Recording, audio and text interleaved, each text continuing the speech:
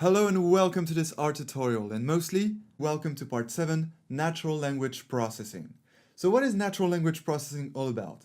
Well, it's about analyzing texts. These texts can be books, reviews, some HTML web pages that you extract from web scraping, all sorts of texts, and therefore natural language processing is a branch of machine learning where we do some predictive analysis on texts mostly. So in this part, these texts are going to be reviews, written reviews of restaurants, and so we will make some machine learning models that will predict if the review is positive or negative. So this is a simple example of an application of natural language processing, but the algorithm we'll make in this part will be very well applicable to other kinds of texts. You'll be able to apply this on books, for example, to predict the genre of a book, whether a book is a thriller, a comedy, or a romance. You'll be also able to use it on HTML web pages to do whatever kind of analysis you want to do on these pages. You can also apply it on newspapers, to predict in which category an article belongs to. Well, you'll see that we'll make a general model that you'll be able to apply on most of the text. And of course, if you need to apply this on a more complicated text, you can ask me some questions in a Q&A, and I'll tell you what to add to make this code work properly for your problem, your text. Okay? So let's start this. Let's start our algorithm. And before starting with the first code section, let's do the basic step. Let's set the right folder as working directory. So we'll go to our machine learning AZ folder, then part 7, natural language processing. So congratulations for reaching that part. You are now entering into a very useful and exciting branch of machine learning. So let's go in there, and now we have to pick the section natural language processing. So here we go. That's the folder we want to set as working directory. So now we'll click on this more button here and then set as working directory. All good. And now, as you can notice, in this folder that we just set it as working directory, we have two data files. We have a restaurantreviews.csv file and a restaurantreviews.tsv file. So I left these two data files on purpose because there is an important thing to understand when we prepare text data sets that I would like to highlight and show you right now. So I'm going to go to my folder on my computer and we'll have a look at these two files from there. So right now I'm going to my folder. Here it is. And let's open the two restaurant reviews CSV. So open with text edit. Here we go. And restaurantreviews.tsv. So same, open with text edit. So that's the CSV and that's the TSV. Let's first have a look at the CSV. As you can see, the first line here is the title of the future columns we're going to have in RStudio. The first column is review and the second column is liked. And I can see that because these two terms here are separated by a comma, and this is a CSV file, meaning that all the columns are separated by a comma. So that's the first line containing the titles of the columns, and then we have all our observations. So one line corresponds to one observation. And as you can see in each of these lines, we first have the review. So this is of course a review of a restaurant. So wow, love this place, meaning of course that the review is positive, and therefore in the second column, the liked column, we have a 1 here, meaning that the review is indeed positive. So the variable for this liked column can take two values, 1 or 0, and 1 means that it's a positive review, and 0 means that it's a negative review. So indeed, as you can see, in the second review, crust is not good. Well, of course, that's a negative review, and therefore there is a 0 here. All right, so that's actually the kind of file we're used to, because since the beginning of this course, we've only been using some CSV file where the columns are separated by a comma. But here we have something different. We can see that we have the same columns. First column is review, second column is liked, and we have the same reviews. So these are exactly the same data sets with the same data, but there is one major difference. And as you might have guessed, this difference is the delimiter. In this file here, the delimiter is a comma, so that's the delimiter separating the two columns, and in this file, the delimiter is a tab, and that's why we call it TSV. Tab separated values vs CSV, comma, separated values. And so now, according to you, which one should we choose for our future algorithm? We'll have a machine learning algorithm analyzing all the reviews here, and then the goal of this algorithm will be to predict whether the review is positive or negative. Alright, but now the question is, do we need a data set where the columns are separated by a comma or by a tab? Well, the answer is, as you might have guessed, by a tab. And why is that? It's because we already have some commas in the reviews itself. Well, for example, this one. This review is the food, comma, amazing. So if we use our CSV file where the delimiter is a comma, well, we'll have a problem for this review here because for this particular observation, the first column will contain the food here. So R will think it's a review, the food, and the second column will not be 1 here, but amazing, because there is this comma here that is taken for the delimiter, and therefore it will separate the food and amazing. And therefore what will happen to 1?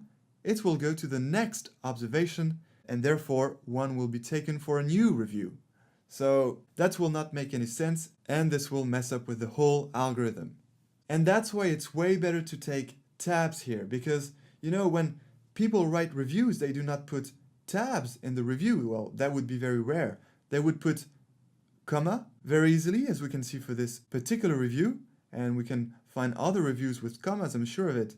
Yes, indeed, we have another one here. This place is not worth your time, comma, let alone Vegas. So it's very natural to put some commas in the reviews, but not much natural to put some tabs in the reviews. And besides, if you press on tab when you're writing a review, well, this will go to the next, button to like submit your review or something else. But by pressing the tab button when you're writing your review, you would get out of the review and you would not be able to continue to write it. So we will never find a tab in the review, and that's why we will never have this problem of getting these anomalies due to duplicate delimiters in one specific review. So I really recommend to prepare your text datasets this way with a tab separator, because you will never have that kind of problem. One other solution if you really want to use a CSV would be to include some double quotes here, one at the left of the review and one at the right, but you would still get some problems in case you have some double quotes in the reviews itself. I'm sure we can find one.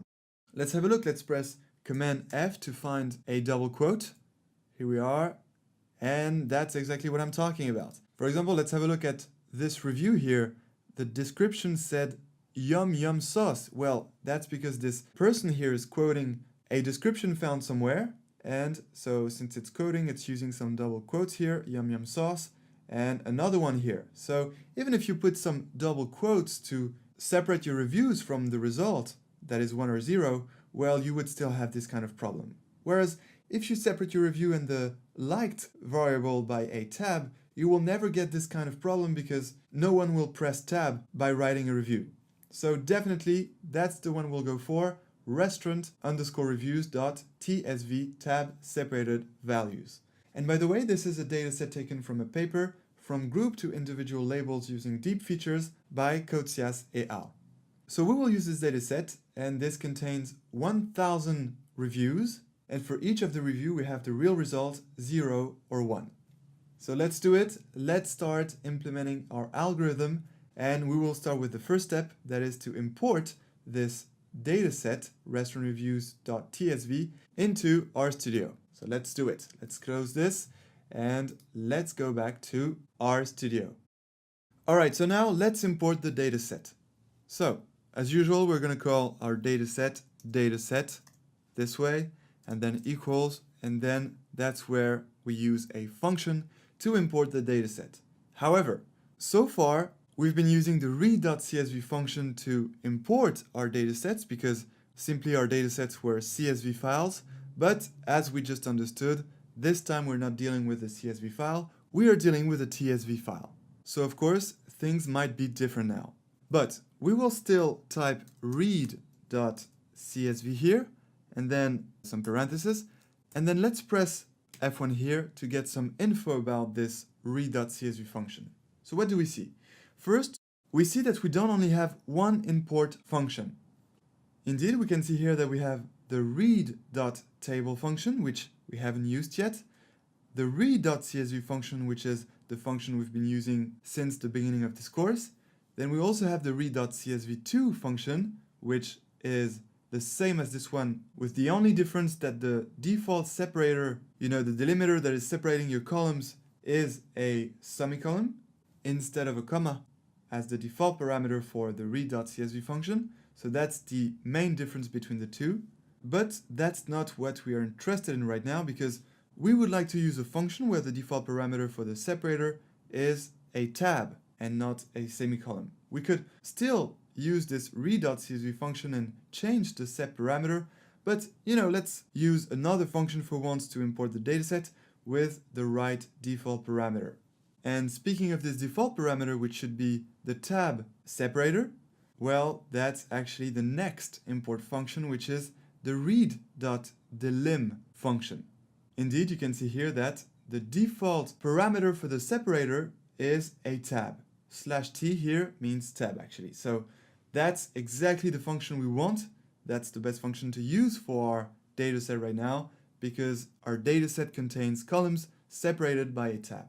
So that's the function we'll use. So I'm going to remove here read.csv and replace it by read.delim. Here we go, and now we input the parameters. So it's the same principle as for read.csv. We of course need to input first the dataset in quotes, and the dataset is called restaurant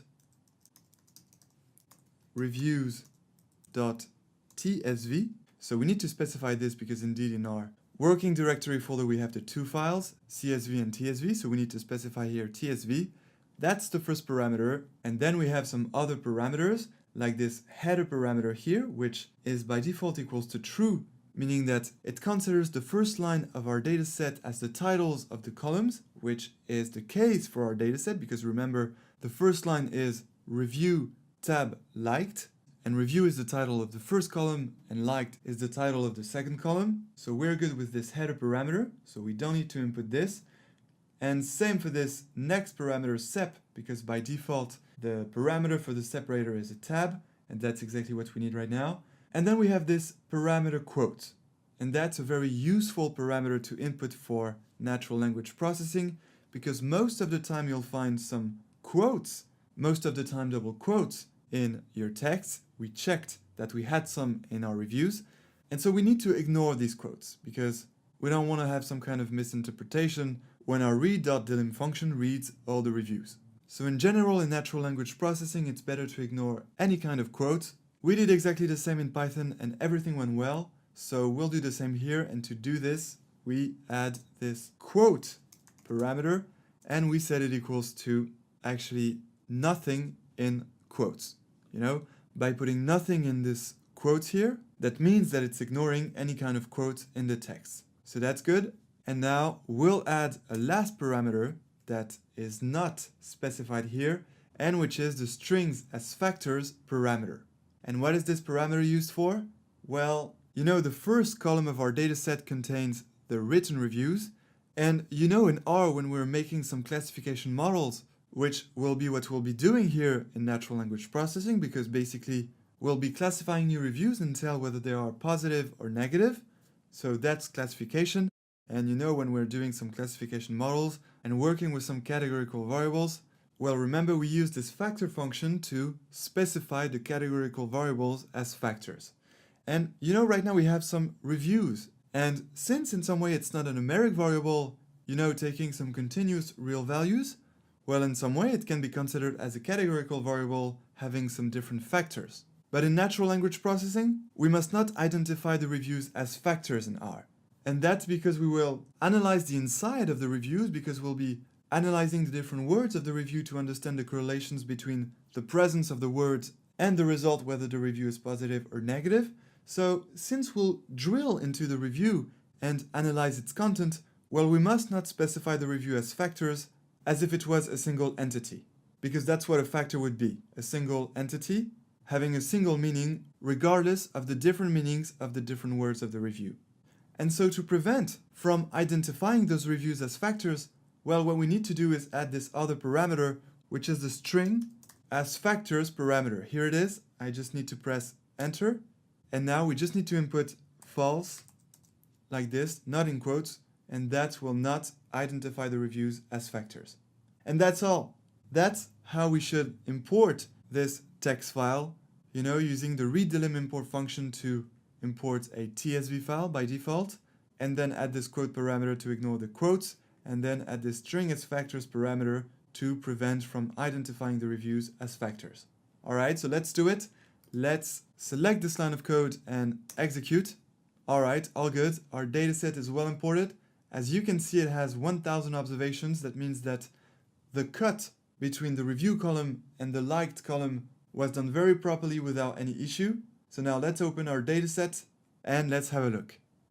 As you can see, all the reviews are very well separated to their verdict, whether it's a positive or negative review, and so everything here looks great. And we need to make sure that we have our 1000 reviews. Well, we can see that here very easily, but we have our 1000 reviews, and when I scroll up, we can see that all the reviews are well in the review column, and all the liked results 0 or 1 are well in the liked column here. You see, if I scroll up, we don't have any review in the like column or a 1 or 0 in the review column. So everything looks great. We are ready to move on to the next step, which will be to clean the different reviews. That is a compulsory step in natural language processing, which consists of cleaning the text to make it ready for our future machine learning algorithms. So that's what we'll do in the next tutorial, and until then, enjoy machine learning.